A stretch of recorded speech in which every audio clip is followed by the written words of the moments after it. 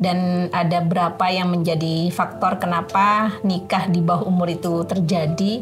Tentunya yang pertama ini adalah faktor budaya atau tradisi. Saya nanya, apa benar saya punya tunangan kayak gitu? Iya udah, gimana kayak itu, gak usah dipikirin kayak gitu. Nah ya udah, saya gak mikirin kan. Katanya saya dengar kan, saya langsung masuk. Tapi itu saya udah gak salim sudah, karena saya udah sadar kalau saya ini memang benar-benar ditunangkan. Kalau tidak dibatalin pertunangan itu, saya pokoknya waktu itu mau bunuh diri apa kayak gitu. Saya bilang aja kan. Ada salah satu kasus yang istrinya usia 15 tahun, yang suaminya usia 25 tahun. Nah, si perempuan terpautnya ini jauh sekali ya. 10 tahun. 10 tahun. Iya. Tapi saya memang benci sama pernikahan waktu itu. Karena saya melihat orang tua saya yang cerai kayak gitu. Jadi saya bahkan waktu itu saya tidak mau menikah kayak gitu. Karena memang saya benar-benar benci sama pernikahan. Dari hasil penelitian ada beberapa dampak ya dengan adanya nikah di bawah umur. Yang pertama ini adalah dampak psikis. Kak, kenapa kok tidak bisa merasakan kuliah seperti kamu? Kenapa aku harus menikah kayak gitu? Kenapa kamu enak? Kamu boleh kuliah, kamu boleh mencapai cita-cita kamu kayak gitu. Kenapa aku enggak gitu? Aku bilang kayak gitu. Saya ini nggak mau nikah gitu. Sedangkan pernikahannya itu kan tinggal 1 minggu kan. Iya. Kalau di desa kan harga diri kayak gitu. Saya masih ingat itu ibu saya bilang, gak apa-apa nanti cerai aja. Kalau memang nggak cocok. Iya, nikah aja dulu. Yang penting kita tidak malu ke tetangga kayak gitu. Saya bilang kalau memang saya nggak boleh sekolah, saya nggak boleh merasakan pendidikan, nggak bisa mewujudkan apa yang saya mau bunuh diri aja kayak gitu. Jadi kalau dari hasil asesmen yang kasus yang saya ceritakan tadi itu, jadi itu juga pengaruh ini Mbak. Handphone. Ya, handphone. Jadi ya dia menonton sesuatu yang tidak harusnya dia konsumsi di usia saat ini itu loh. Iya. Sampai waktu saya ini pulang, saya itu katanya mau dipukul. Saya dikira itu memang saya dibuang ya. Maksudnya udah dibuang sama keluarga saya kayak gitu. Meskipun saya nggak tinggal sama bapak kan di rumah kan nenek saya nggak tahu apa ya yang mau jemput kayak gitu. Nikah paksa atau nikah di bawah umur itu hukumnya haram seperti itu. Maksudnya saya punya cita-cita kalau saya mau sekolah seperti kakak saya gitu. Ketika kakak pulang itu kayak kakak ini asik ya punya ini saya neruen ngikutin kakak saya itu kalau nulis kayak gitu. Saya ikutin aja dia karena dia bagus ya tulisannya kayak gitu. Saya tuh saya jadi kayak pengen punya pendidikan kayak kakak saya. Saya nggak tahu apa itu kuliah apa ya. Cuman waktu itu saya pengen jadi kakak saya, ngerasain kuliah bisa dia kemana kayak gitu jauh kayak gitu. Seperti cerita saya ya dulu saya takut ngomong, cuman emosi, marah, nangis itu tidak ada hasilnya apa-apa. Tapi ketika saya ungkapkan itu ternyata alhamdulillah ada jalan. Gitu.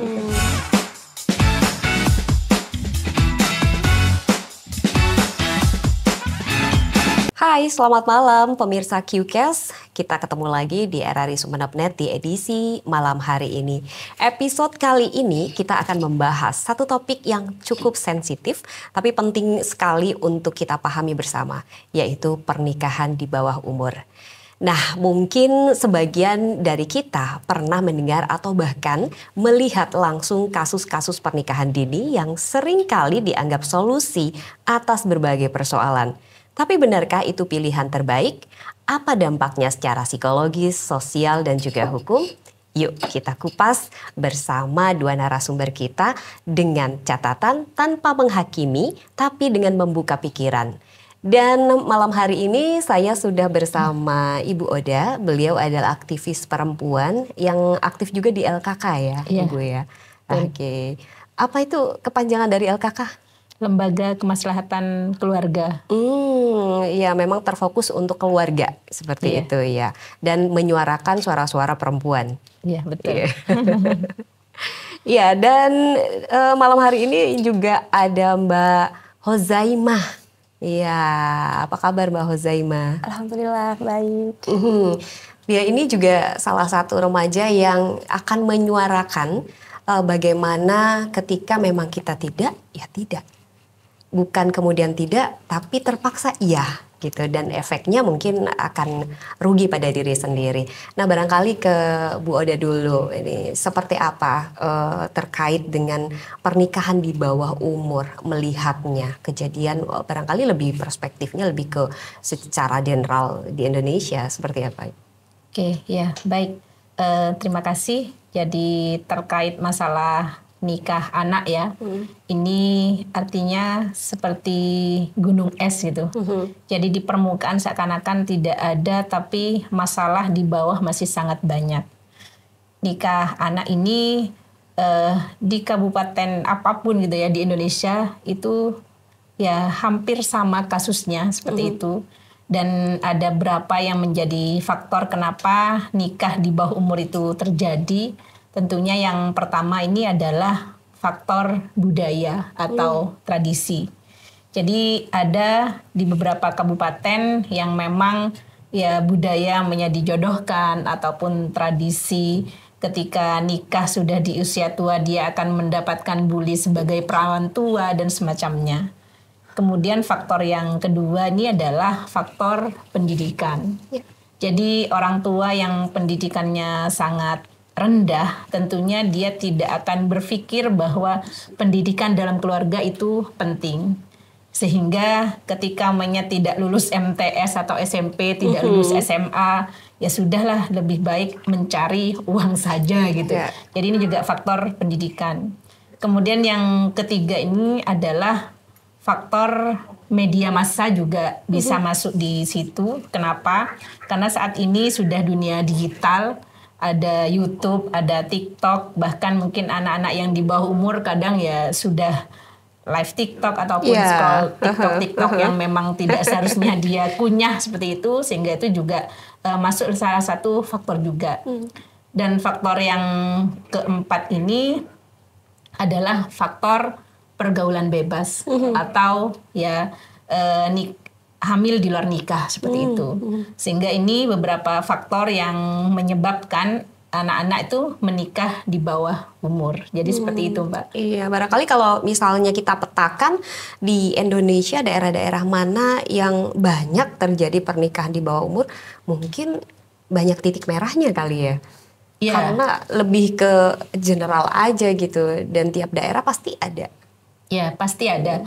Jadi seperti di Jawa Timur ya, karena kita ini di Sumeneb, dan pada tahun 2022 itu saya pernah diajak oleh Pusat Riset Gender UI, jadi untuk melakukan penelitian, dan ternyata yang tertinggi itu salah satunya adalah Probolinggo dan juga Sumeneb seperti itu. Ya barangkali di tahun ini sudah ada perubahan ya terkait masalah angka nikah anak, tapi itu di tahun 2022.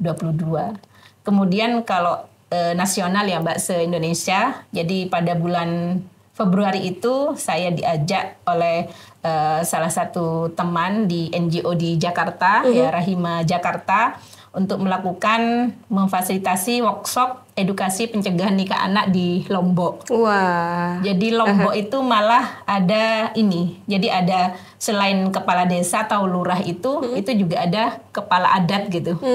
Jadi terpisah ya. Ada kepala desa, ada adat juga kepala gitu adat. Ya, kayak suku gitu ya.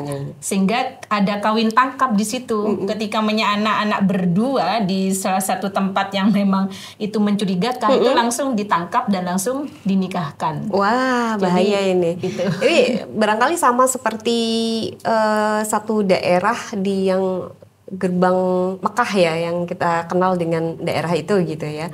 Itu kan juga sama ya, ada semacam kayak polisinya khusus ketika dua insan yang berbeda ini ngobrol, entah pokoknya berduaan di jam yang tidak diperbolehkan, itu langsung dinikahkan.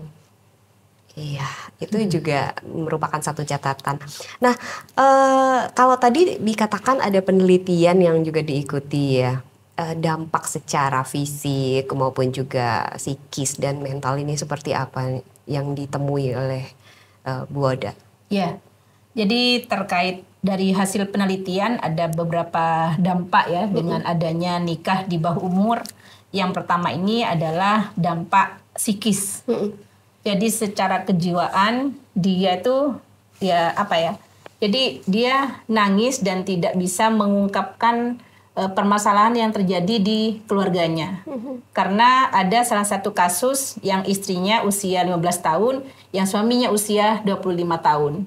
Nah, si perempuan terpautnya ini jauh sekali ya. 10 tahun. 10 tahun. Iya. Jadi si perempuan ini di kamarnya itu masih ada boneka, ada apa gitu. Sehingga ketika tanya aja suaminya kerja di mana, nggak tahu gitu katanya.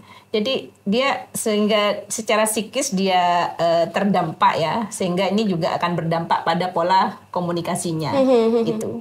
Kemudian dampak yang kedua adalah tentunya ini drop out ya Mbak. Jadi dia akan putus sekolah. Ini juga ada kasus ya, tidak usah jauh ya, saya nggak akan menyebutkan desanya di Sumeneb. Jadi anak kelas 3 yang dia yang tadi ya, yang faktor keempat jadi hamil di luar nikah, kelas 3 SMP, hamil, dan kemudian dia melahirkan, dan akhirnya dia putus sekolah. Jadi ini. Kemudian dampak yang ketiga adalah perceraian. Dan ini juga di tahun 2021 penelitian saya di Kecamatan Rubaru, khususnya di beberapa desa seperti itu, nyata luar biasa dampaknya. Jadi ada anak yang dinikahkan itu karena neneknya takut takut nggak nututin gitu ya Mbak. Iya karena faktor usia. Ya karena faktor usia. Akhirnya dia mondok, dipaksa pulang dari pondoknya dan dinikahkan hanya 1 tahun ternyata bercerai. Jadi itu. Iya. Mungkin salah satu faktor yang tadi disebutkan hamil di luar nikah itu bukan ketidaktahuan, barangkali lebih ke pergaulan bebas ya. Iya. Dan dampaknya pun ketika dia sudah merambah ke rumah tangga itu juga secara mental bahkan fisik juga sebenarnya belum siap gitu ya, Ibu Oda ya. Belum siap. Saya juga pengen tahu nih cerita dari Mbak Hozaimah. Nah, Mbak Hozaimah salah satu remaja yang menyuarakan isi hati perempuan gitu. Bisa diceritakan pengalamannya seperti apa dulu ketika dijodohkan kemudian memutuskan untuk lari aja kabur gitu. Kok berani gitu? Padahal yang dilawat adalah orang tua. Seperti apa Mbak? Jadi ceritanya saya sadar itu bahwa saya udah punya tunangan ceritanya kan. Awalnya. Oh sudah ditunangkan? Iya, itu ceritanya kalau saya dengar itu dari nenek saya itu memang sebelum masih saya kandungan itu. Nah, keluarga dari kakek saya itu bilang nanti kalau anak kamu itu perempuan nanti dijodohkan sama anak saya. Kayak perjodohan gitu. di dalam kandungan. Iya. Iya. Nah, terus pas saya lahir itu ternyata perempuan. Langsung lah katanya sih menurut cerita dari nenek saya itu dikasih saya kalung waktu itu, bukan cincin ya, tapi kalung karena ini adalah tunangan anak saya kayak gitu ceritanya. Nah teruslah saya nggak tahu kan waktu kelas 4 SD itu saya yang baru inget-inget ya. Itu saya dibully sama teman-teman, kamu punya apa tunangan itu, saya kan malu ya. Ceritanya kan saya anak kecil yang nggak tahu apa-apa, terus dibully, saya menjadi bahan bulian teman-teman. Nah saya nanya, apa benar saya punya tunangan kayak gitu. Tapi waktu itu masih nggak ngerti kan, enggak gitu dikasih kalau main ke sana dikasih jajan, dikasih uang kayak gitu. Jadi kan seneng lah anak kecil kayak gitu. Nah terus kelas 5 itu terus semakin saya dibully sama teman-teman. Nah, saya nanya lagi ke ibu saya karena sebenarnya ibu saya itu waktu saya kelas 1 SD itu berangkat ke Mekah kan. Kerja. Karena sebelum saya masuk kelas 1 sekolah itu keluarga saya cerai ceritanya. Nah, saya tinggal sama nenek dan kakek saya gitu ceritanya. Nah, akhirnya saya nelpon lah ke mama saya, kan nggak pulang-pulang itu sampai saya kelas 5 itu belum pulang. Saya nanya, apa bener saya punya tunangan kayak gitu. Iya udah gimana kayak itu nggak usah dipikirin kayak gitu. Nah ya udah saya nggak mikirin kan. Nah pas kelas 6 itu terus lah kan saya mau lulus kan itu ceritanya kan. Lulus SD? SD iya. Dibully semakin dibully saya kan marah tuh sama teman-teman. Itu setiap hari saya dibully. Nah Sampai pada akhirnya saya bilang, saya udah kan mulai sadar, saya nanya sama tetangga di deket rumah itu kan, iya kamu itu ditunangin kayak gitu. Nah, nanyalah saya sama ibu saya, pokok saya ingat waktu itu karena kan saya nggak punya HP kan, pinjam sama tetangga, itu saya bayar 1.500 waktu itu. SMS ya? SMS ya.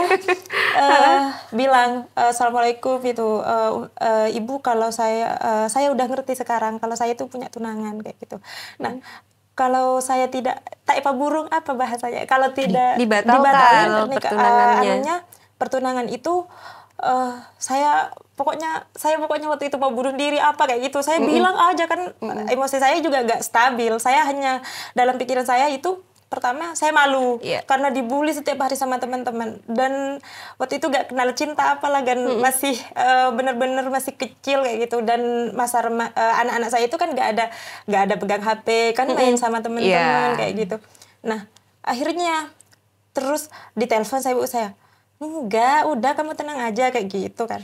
Nah, terus udah saya tenang, tapi setiap minggu pasti saya SMS kayak gitu. SMS selalu memastikan dan nanya itu terus ya. Diputusin kayak gitu pokoknya. Pertunangan itu harus diputusin. Nah, mau masuk kelas SMP itu saya kan udah lulus. Kakek saya meninggal. Saya baru mau masuk itu. Saya ingat waktu itu ada mos apa ya? Mos apa bu? Kalau masa penerimaan siswa baru masa orientasi. Iya, masa orientasi. Iya, itu. Nah, kakek saya waktu itu meninggal. Habis 7 harian kakek saya meninggal, itu langsung mau dinikahkan. Nah, ceritanya itu saya ngaji malam-malam kan. Ke musola itu. Pas pulang ternyata di rumah itu ada si kakek yang saya manggilnya kakek ke dia sama nenek itu ternyata dia bawa palotan kayak gitu kan kalau di desa bawa pisang kayak gitu. Katanya saya dengar kan saya langsung masuk tapi itu saya udah nggak salim sudah karena saya udah sadar kalau saya ini memang benar-benar ditunangkan kayak gitu. Tapi waktu itu Mas ngerti nggak kalau misalnya tunangan itu apa gitu dan menikah itu apa untuk ukuran anak usia masih kelas 5 atau bahkan kelas 6 SD gitu. Nah, yang waktu itu yang saya takutkan itu iya, saya udah waktu kelas 6 itu saya udah sadar kalau ini tunangan ini pasangan hidup kayak gitu. Tapi saya memang benci sama pernikahan waktu itu. Karena saya melihat orang tua saya yang cerai kayak gitu. Jadi saya bahkan waktu itu saya tidak mau menikah kayak gitu. Karena memang saya benar-benar benci sama pernikahan kayak gitu. Ceritanya saya benci sama pernikahannya kayak gitu. Nah, pada waktu itu saya masuk ke dalam kamar langsung kan yang nemuin itu bibi saya sama paman. Nah, katanya saya nangis sih langsung kan, udah nangis itu saya udah masuk ke kamar itu sudah nangis sampai saya inget itu jajan-jajannya itu saya dibuang sama saya. Saya marah sampai bilang ke paman saya, pokoknya amburadul ya namanya juga anak kecil, sampean ini tidak saya ini mau sekolah kayak gitu. Sampai saya nangis terus, bahkan saya masih ingat waktu itu saya sampai sakit gara-gara nangis dan bukan nggak mau sekolah ya, saya waktu nggak mau kemana-mana lah. Di dalam kamar waktu itu nangis. Saya nanya sama tetangga saya, kan saya punya tetangga dan itu juga dinikahkan paksa, hasil dari nikah paksa. Dia lebih tua dari saya, tapi saya penasaran kan, kalau menikah itu kayak apa gitu. Kenapa kamu harus cerai?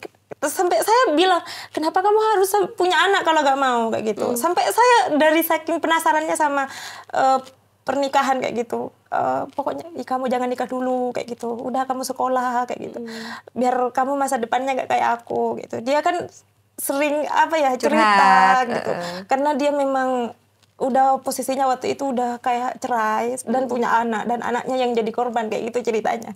Dan saya juga dengan Mbak Uzaima lebih tua, tapi saya karena nggak ada maksudnya yang perempuan tetangga saya itu.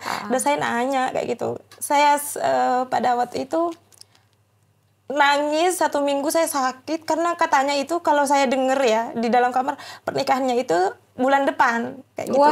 Ceritanya bulan depan. Terus selama 1 bulan itu saya ingat paman-paman saya kan bukan bapak saya, bukan ibu saya, paman-paman saya di samping saya itu saya dikasih baju, dikasih boleh beli mainan kayak gitu kan. Diturutin lah ya. Tapi saya sadar ini ngapusin gitu. ya. Terus Saya nangis setiap malam sampai waktu itu saya ingat sakit sampai pernikahan itu sudah tinggal 1 minggu. Dan di rumah itu aja apa ya? Udah selamatan. Iya. Saya udah putus asa waktu itu. Saya masih ingat ada salah satu kakek saya di pinggir, kakek jauh lah ya, bilang ke saya, kamu kalau memang serius tidak mau menikah, coba kamu bilang, ngomong hati ke hati. Karena saya nggak mau ngomong kan waktu itu. Posisinya udah marah kayak gitu. Mau ngomong sedikit pun saya langsung nangis kayak gitu, nggak ngomong. Emosi ya. Kamu ngomong sama ibu kamu ya, kamu bilang aja, kamu memang mau sekolah kayak gitu. Saya bilang waktu itu sama ibu saya, Bu gimana? Saya ini nggak mau nikah gitu. Sedangkan pernikahannya itu kan tinggal 1 minggu kan. Iya. Kalau di desa kan harga diri kayak gitu. Iya. Malu sama prinsip tetangga ya, kayak gitu. lebih ke harga Tapi diri. Saya masih ingat itu ibu saya bilang, gak apa-apa nanti cerai aja. Kalau memang nggak cocok. Iya, nikah aja dulu. Yang penting kita tidak malu ke tetangga kayak gitu. Saya mikir, orang nikah itu janda kayak gitu. Iya. Tambah saya malu. Udah dari kemarin saya dibully sama teman-teman saya pikir saya akan malu, akan semakin malu. Terus saya nelpon ke kakak saya. Kakak saya waktu itu kuliah kan di Surabaya. Saya nelpon, Kak, kenapa gue tidak bisa merasakan kuliah seperti kamu? Kenapa aku harus menikah kayak gitu? Kenapa kamu enak? Kamu boleh kuliah, kamu boleh mencapai cita-cita kamu kayak gitu. Kenapa aku enggak? Gitu. Aku bilang kayak gitu. Sampai waktu itu kakak saya juga ikut nangis karena merasa kasihan sama saya. Saya bilang kalau memang saya nggak boleh sekolah, saya nggak boleh merasakan pendidikan, nggak bisa mewujudkan apa yang saya mau bunuh diri aja kayak gitu. Kakak saya bilang kayak gini, udah kamu jangan kemana-mana. Kakak pulang nanti kayak gitu. Kamu jangan bilang-bilang. HP itu kan saya pinjam HP-nya ke tetangga itu. HP-nya pegang kamu dulu, bilang mau dipinjam nanti kakak kasih uang kayak gitu. Mau diganti pulsanya kan. Waktu itu kan nelpon kan nggak ada gratisan ya. Iya. Nah, pas kakak ternyata subuh-subuh kamu bilang ke nenek saya itu kan saya udah nangis terus, dia lebih kasihan ke saya kayak gitu. Posisinya saya sudah sama kakek saya, nenek saya doang, kakek saya udah nggak ada kan. Kan paman jauh kan dari rumah saya itu. Beda desa lah, 2 paman saya yang mau menikahkan itu beda desa. Terus bapak saya juga jauh lah dari rumah saya. Jadi Bapak sudah berkeluarga lagi waktu itu? Waktu itu belum. Udah cerai lagi dia, udah keluarga tapi cerai lagi gitu. Jadi kan makanya saya bilang tadi saya itu benci sama pernikahan kayak gitu. Nah, karena melihat sosok-sosok orang dalam hidup saya itu udah berantakan. Lingkungan sekitar lah ya. Nah, terus akhirnya saya kan bilang ke kakak itu, subuh-subuh saya ingat, saya suruh malam itu suruh amit ke nenek. Saya amit ke nenek saya bilang, kaulah sekolah, Abu. Saya mau sekolah, saya tidak mau nikah. Jangan bilang-bilang ya, Bu. Saya itu mau kabur kayak gitu. Tapi udah pamit ke nenek, ibu itu iya. ya. Sampean pura-pura nangis aja, pura-pura nggak tahu aja. Dia nangis karena dia tahu saya masih anak kecil gitu. Mau kabur kemana? Kamu ini masih anak kecil gitu. Kamu nggak tahu apa-apa, nggak ada HP, nggak ada apa kayak gitu. Nah, tenang, saya udah ini sama kakak saya udah ngomong kayak gitu ceritanya. Pas dia ya udah kalau itu memang kemauan kamu. Nenek saya itu saya panggil ibu ke dia. Dia bilang kamu hati-hati kayak gitu, kamu masih anak kecil gitu. Subuh-subuh saya itu dijemput sama kakak saya di jalan itu. Saya ingat nggak lewat jalan biasa ya karena takut ketahuan tetangga itu. Saya lewat kuburan-kuburan itu di semak-semak. Pas waktu itu bonceng lah sama kakak saya. Waktu itu kakak saya pinjem motor temennya lah. Dijemput saya pas sampailah ke stasiun ini bus di Kabupaten Sumeneb itu. Terminal. Iya, terminal. Yeah. Nah, kan waktu itu saya nggak tahu Sumeneb, nggak tahu apa lah ya. Pokoknya pas itu udah, kamu kalau memang mau sekolah kamu nih sekolah yang bener kayak gitu. Kakak pasti akan dukung kamu kayak gitu. Kakak saat itu semester berapa kuliah? Lupa ya sudah, Lupa tapi ya? intinya masih kuliah dia. Pas saya diantar ke Surabaya, dititip saya di kos-kosan itu. Temen cewek-cewek itu. Iya. Saya dititip di situ, kakak saya pulang. Karena dia bukan pulang sih, di tengah jalan itu memang udah ditelepon karena di rumah itu kan Sudah udah heboh ya? heboh kayak gitu. Nyari ya. Nenek saya kan nangis, nggak tahu apa bilang dia. Nah, heboh sudah di rumah, kakak saya itu ditelepon lah sama orang-orang rumah. Tapi dia nggak bilang kalau saya hilang. Pulang ya, karena adik kamu kan mau dinikahkan kayak gitu. Ceritanya, kakak saya pulang. Saya tetap di Surabaya selama 1 minggu dititip di temennya itu. Dan kakak pulang ke Iya. Sumeneb ya? Iya, pura-pura dia karena Iya. memang tunangan saya itu memang saudaraan kayak gitu. Kan sampai katanya sih di rumah itu sampai buku-bukunya saya itu dibuang. Wah. Saya masih ingat yang membuat saya nangis itu. Saya kan nggak tahu, malu, masih bukan nggak tahu apa ya. Emosinya saya masih kayak gitu, masih anak Di SD. usia anak kayak gitu. SD ya. Sampai waktu saya pulang, saya itu katanya mau dipukul. Ceritanya saya kan setelah perjalanan 1 minggu itu, kakak saya udah pura-pura juga di sana di rumah ya. Di rumah itu katanya sampai jaga itu pakai celurit kayak gitu.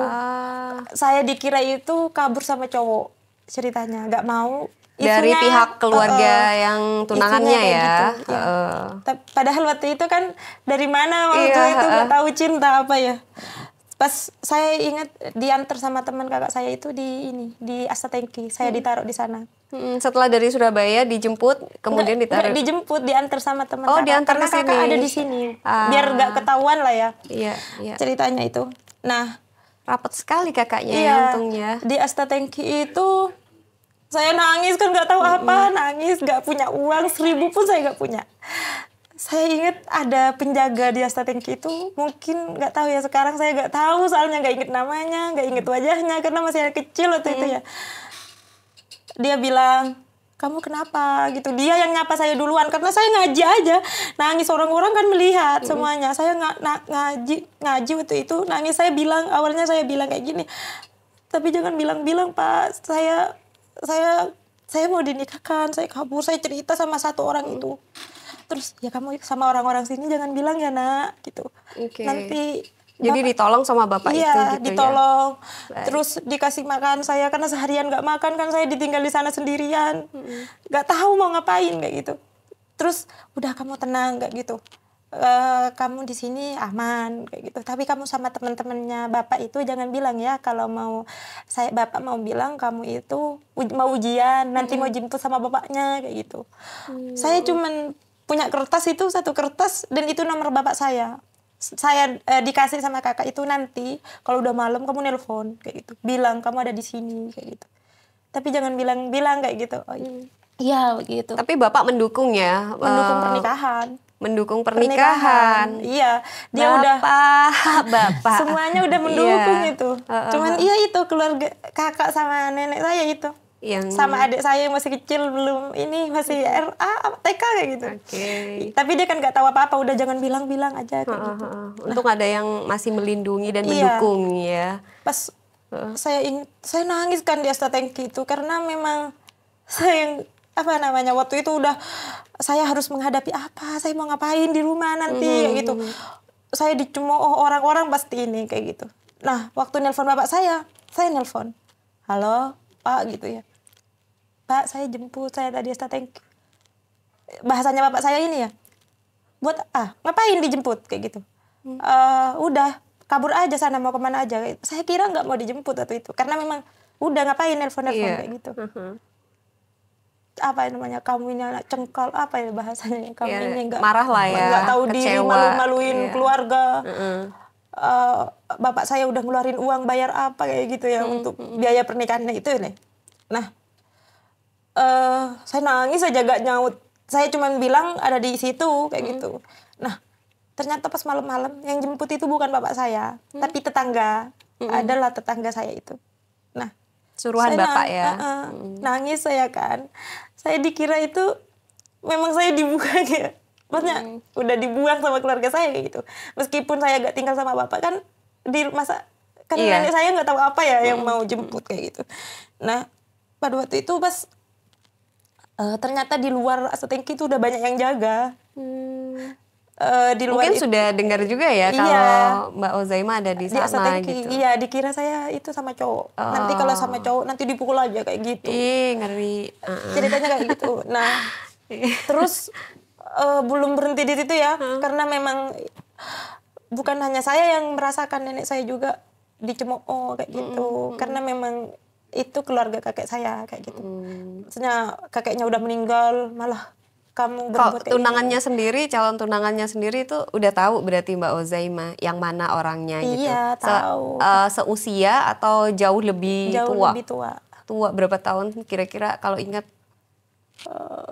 Berapa ya? Mungkin 10 tahun 10 kali ya. tahun. Lumayan atau sama lebih seperti gitu soalnya. Cerita udah tadi. Soalnya itu kan saya kecil, dia memang udah dewasa yang saya tahu kayak gitu, udah nggak sekolah gitu. Nah, pas itu gak berhenti di situ ya, saya pulang saya dimarah-marahin itu di jalan kan. Kamu ini malu-maluin keluarga, gak ada. Pokoknya terserah kamu mau ngapain setelah ini. Paman-paman saya itu gak mau ke rumah saya. Karena kamu ini anak cengkal apa kayak gitu. Pokoknya semuanya lah masuk pada saya waktu itu. Saya cuma nangis aja. Sampai rumah pun itu sudah buku-buku saya gak ada. Karena dibuang tadi itu ya? Oke. Kan saya suka nyimpen buku. Maksudnya dari kelas 1 SD itu masih ada kayak gitu. Karena maksudnya saya punya cita-cita kelas saya mau sekolah seperti kakak saya kayak gitu. Ketika kakak pulang itu kayak, oh kakak ini asik ya punya ini saya nerwen ngikutin kakak saya itu kalau nulis kayak gitu. Saya ikutin aja dia karena dia bagus ya tulisannya kayak gitu. Saya jadi kayak pengen punya pendidikan kayak kakak saya. Saya nggak tahu apa itu kuliah apa ya. Cuman waktu itu saya pengen jadi kakak saya, ngerasain kuliah bisa dia kemana kayak gitu, jauh kayak gitu punya. Sedangkan saya kan waktu itu di kecamatan aja nggak tahu, maksudnya nggak tahu rupanya kayak apa. Lingkupnya lebih sempit. Dan nggak tahu informasi apapun, tapi punya satu motivasi karena melihat sang kakak gitu. Iya, dan pemirsa QCast, kalau tadi sedikit cerita dari Mbak Ozaima, nanti akan saya lanjutkan kembali karena di situ juga ada satu perantara antara dua keluarga. Dalam satu keluarga sih sebenarnya, walaupun keluarga jauh, tapi ketika perjodohan di dalam kandungan, kemudian juga harga diri dua keluarga yang dipertaruhkan, tapi bagaimana dengan si anak ini gitu? Apakah tidak memikirkan hal itu? Saya akan kembali setelah yang satu ini.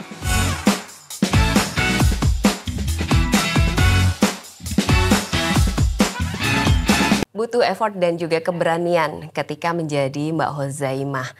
Dan kita juga tahu bahwa banyak perempuan-perempuan di Indonesia yang merasa takut, kemudian juga merasa dirinya itu hanya sebagai seorang perempuan yang harus mengikuti apa kata orang tua. Entah itu dari segi tradisi atau budaya, atau bahkan mungkin lebih ke bagaimana akar budaya dan juga kekuasaan di dalam rumah tangga seperti itu barangkali.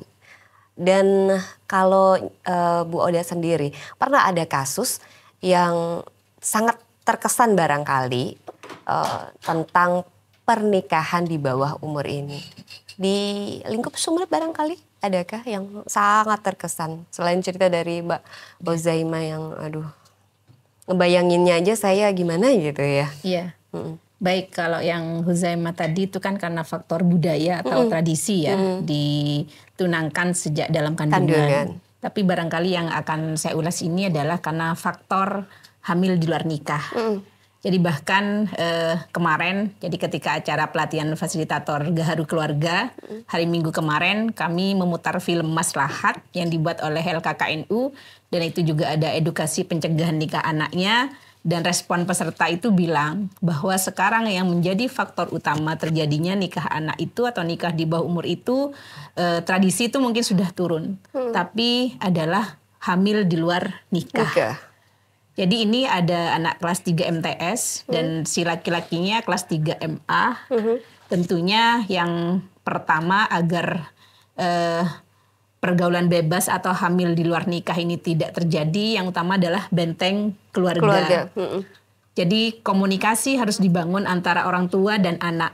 Tapi bukan komunikasi, kadang kan kalau orang tua dan anak itu pakai atasan bawahan kan. Jadi ketika kayak ada sekat ya. Ada sekat, tapi ketika menjadi sahabat maka orang tua akan tahu anak itu keluar ngapain. Itu yang pertama. Kemudian yang kedua, tentunya edukasi kesehatan reproduksi remaja itu penting. Sehingga ketika mamanya anak SMP, bahkan dari SD ataupun dari TK atau RA mendapatkan edukasi terkait masalah kesehatan reproduksi remaja, bagaimana sih reproduksi laki-laki dan perempuan seperti itu, sehingga ini juga akan meminimalisir terjadinya nikah anak atau nikah di bawah umur yang disebabkan oleh hamil di luar nikah. Dan juga ketika umpamanya sering berduaan ya, bahkan itu ada salah satu peserta yang bilang, sekarang loh orang tunangan aja di sini itu sudah melebihi suami istri. Ya barangkali kan ini yang harus kita cegah. Tapi tidak ada batasannya begitu ya Bu Oda ya. Jadi bukan lantas namanya karena sering berduaan kemudian dinikahkan daripada berzina. Saya pikir itu juga bukan solusi. Tapi bagaimana solusi antara keluarga besar si laki-laki dan si perempuan ini harusnya membangun komunikasi yang baik. Sehingga komitmen yang terbangun ya tunangan hanya sebatas tunangan. Tidak lebih seperti itu. Jadi makanya terkait masalah beberapa kasus nikah di bawah umur, ya di Sumeneb ini memang masih sering terjadi. Bahkan bulan ini, jadi saya membagi beberapa mahasiswa gitu ya untuk melakukan penelitian nikah di bawah umur. Ada di salah satu kecamatan di Bluto, di salah satu desa, dan itu di satu dusun yang memang nikah di bawah umur itu masih sampai saat ini nih masih terus berlangsung. Bahkan usianya itu usia 15 tahun, usia 16 tahun. Jadi ini barangkali ya tantangan kita ke depan seperti itu, khususnya ya kita sebagai masyarakat di Sumeneb ataupun juga nanti ya barangkali dengan pemerintah dan juga ormas-ormas. Jadi seperti itu Mbak. Jadi kalau mungkin karena tradisi itu juga ketika ada yang ngelamar takut dibilang paraben sangkal jadi ya aja gitu ya. Padahal segala sesuatunya masih belum siap baik dari psikis atau mentalnya, kemudian juga dari kesehatan alat reproduksinya juga masih belum siap, belum matang gitu ya. Dan pernikahan mungkin juga bukan akhir dari segalanya begitu ya Bu Oda ya. Iya, karena kalau masih usia di bawah umur, sebenarnya kan kalau dalam agama kita, dalam Islam itu kan ya manistato aminkumul ba'ah falitazawwaj gitu kan. Siapa yang mampu istitoah maka menikahlah. Tapi kalau tidak mampu maka berpuasa sebagai penawar. Nah ini kadang anak-anak yang didahulukan itu adalah nafsunya. Tapi bukan istighfafnya istilahnya, menahan nafsunya. Jadi artinya ya istitoah itu mampu secara secara fisik dia mampu, secara kesehatan dia sudah mampu. Loh kalau anak 15 tahun kemudian dibuahi sampai pendarahan. Jadi pernah juga Mbak saya mendampingi yang dia memang hamil, menikah di bawah umur usia 15 tahun, kemudian dia hamil, dia pendarahan, dan bahkan dia sempat ditolak gitu ya karena untuk menggunakan fasilitas kesehatan yang gratis itu karena dia tidak punya dokumen keluarga. Jadi itu banyak banget faktor, maka oleh karena itu ya memang nikah di bawah umur itu ya harus kita minimalisir dan harus kita cegah seperti itu. Kalau dari hasil asesmen tadi dengan kasus yang hamil di luar nikah itu apa hasilnya Bu Oda? Apakah karena faktor, saya pernah beberapa waktu yang lalu juga sempat ngobrol-ngobrol dengan salah satu psikolog bahwasanya gayaan remaja sekarang ini ketika pacaran itu sudah sama seperti suami istri. Ketika dia ingin membuktikan cintanya dengan hal yang terlarang itu gitu. Kalau hasil asesmen dari kasus yang kemarin seperti apa Bu Oda? Ya, jadi kalau dari hasil asesmen yang kasus yang saya ceritakan tadi itu, jadi itu juga pengaruh ini Mbak. Handphone. Ya handphone. Jadi ya dia menonton sesuatu yang tidak harusnya dia konsumsi di usia saat ini itu loh. Sehingga dia kan cenderung cenderung untuk meniru, penasaran. Seperti apa sih ini? Itu yang pertama. Kemudian yang kedua sebenarnya kontrol keluarga. Jadi ketika anaknya keluar, ya dia bilang ini ada acara gitu. Jadi tidak menanyakan secara hati ke hati dia kemana. Bahkan ketika hamil sudah dia usia kandungan besar, ini si orang tua malah menyalahkan tetangganya ketika bilang bahwa anaknya kamu itu hamil. Loh, kamu jangan memfitnah anak saya ya. Tidak percaya masih. Lah, 2 minggu, 3 minggu kemudian ternyata benar melahirkan. Jadi akhirnya dia langsung dinikahkan saat itu dengan suaminya yang masih kelas 3 MA. Jadi memang penting ya ini ya digital ini kalau nggak dimanfaatkan secara baik ini juga dampaknya buruk seperti itu. Dan keluarga itu adalah sebagai benteng utama dalam madrasah utama dari keluarga ya. Kalau mungkin dunia teknologi saat ini canggih sekali, malah ada kecerdasan buatan dan lain sebagainya. Jangan sampai teknologi yang mengendalikan kita, tapi kita yang harus mengendalikan teknologi itu sendiri. Nah, barangkali ini sebagai closing statement Mbak Ozaima, apa yang ingin disuarakan untuk generasi muda, khususnya nih di Kabupaten Sumeneb ya, Madura, Jawa Timur, atau bahkan di Indonesia. Bagaimana seorang perempuan bisa berkata tidak kalau memang tidak dan menghilangkan rasa takut seperti itu. Baik, mungkin ya kalau rasa takut itu pasti ada, gak mungkin hilang begitu saja. Karena sampai saat ini saja mungkin ya kita sebagai perempuan masih ada banyak takut-takut yang untuk melangkah kayak gitu.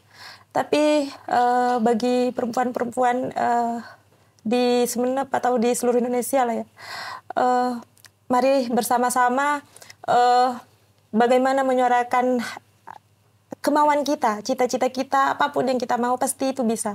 Karena saya berkomitmen bahwa setiap kemauan itu pasti ada jalan kayak gitu. Jadi karena memang kasusnya seperti yang diceritakan tadi ya, banyak juga yang kayak hari ini beda ya dengan eranya saya waktu anak-anak, sudah mulai mereka itu akibat kenakalan kayak gitu, bukan dari paksaan orang tua kayak gitu.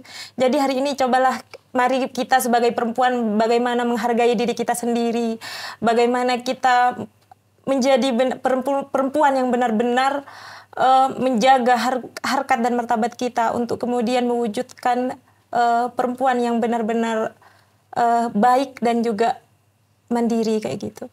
Intinya kayak gitu aja sih. Kalau memang ada paksaan ya udah kayak gitu. Bilang aja, kalau memang tidak, mari kita bilang tidak. Kalau itu memaksa, itu tidak akan baik juga kayak gitu. Jadi lebih baik kita jujur. Jangan takut ngomong kayak gitu. Seperti cerita saya ya, dulu saya takut ngomong, cuman emosi, marah, nangis, itu tidak ada hasilnya apa-apa. Tapi ketika saya ungkapkan itu, ternyata alhamdulillah ada jalan kayak gitu. Jadi mari kita bersama-sama untuk bicara, berani berbicara, ungkapkan apa yang kita rasakan kayak gitu. Intinya lanjutkan pendidikan. Ibu kita kan jadi pengen nyanyi ya. Karena memang ketika perempuan sudah bersuara, wah semua beda ya. Apalagi kalau misalnya kekuatan emak-emak ya.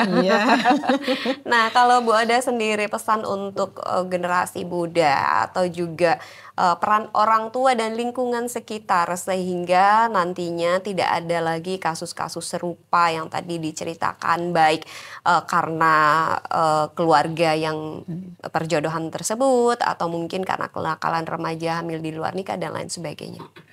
Ya, jadi menikah di bawah umur itu bukanlah legalitas dari agama ya. Karena terkadang orang, loh nikah itu sudah dicontohkan oleh Sayyidah Aisyah. Padahal tidak seperti itu. Oleh karena itu jadi nikah di bawah umur ini kalau kita berpacu kepada fatwa Kongres Ulama Perempuan di Indonesia itu bahwa nikah paksa atau nikah di bawah umur itu hukumnya haram seperti itu. Jadi makanya kepada pendengar yang ada di luar sana, mari kita cegah pernikahan di bawah umur ini karena akan berdampak luar biasa kepada anak-anak kita, dan tentunya terus rangkul anak-anak kita sehingga dia lebih punya kegiatan yang positif, jadi tidak berpikir hal-hal yang negatif, bahkan mungkin mengisi waktu kosongnya dengan hal-hal yang negatif. Jadi artinya mari kita berkolaborasi dan bersinergi untuk mengurangi pernikahan di bawah umur, khususnya di Sumeneb dan lebih luasnya lagi di Indonesia. Mungkin seperti itu, Mbak. Iya, apa yang disampaikan oleh Mbak Hozaima maupun juga Bu Oda, pasti juga di situ ada terselip bekas trauma yang mungkin tidak akan mudah hilang sampai kapanpun.